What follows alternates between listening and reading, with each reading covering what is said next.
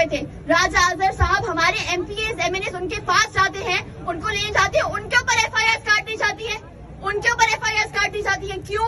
کیونکہ وہ حلیمہ شیخ کے ساتھ کھڑے ہوئے ہیں. میرے بھائی کو روکا جاتا ہے راستے میں اور دھمکیاں دی جاتی ہیں, ہراس کیا جاتا ہے, کیونکہ ان کو پتہ نہ چل پائے کہ ہم حلیمہ شیخ کو اگلے جھوٹے مقدمے میں کہاں لے کے جا رہے ہیں. تو یہ کون سا ظلم ہے, یہ کون سی زیادتی ہے؟ اور یہ آپ سوچیں, اگر ایک سٹنگ اپوزیشن لیڈر ایک ایم پی اے کے ساتھ آپ یہ کر سکتے ہیں جس کے ساتھ اتنے سارے لوگ کھڑے ہیں, تو یہ سندھ کے عوام کے ساتھ کیا کرتے ہوں گے, سندھ کے لوگوں کے ساتھ کیا کرتے ہوں گے؟ یہ وہ جاہل لوگ ہیں جنہوں نے سیلاب زدگان کے اوپر دہشت گردی کی ایف آئی آر کٹوائی, یہ وہ پاگل لوگ ہیں جنہوں نے سیلاب زدگان کے اوپر دہشت گردی کی ایف آئی آر کٹوائی. تو جب آپ ایک سٹنگ اپوزیشن لیڈر جس کی آواز میڈیا میں گونج رہی ہے, جس کی فیملی اور اس کی پی ٹی آئی فیملی اس کے ساتھ کھڑی ہے, اس کے خلاف دن دہاڑے یہ کر سکتے ہیں, ایک پولیس آفیسر ان کا گلا دباتا ہے, ایک سٹنگ اپوزیشن لیڈر کا کیمرہ کے سامنے گلا دباتا ہے.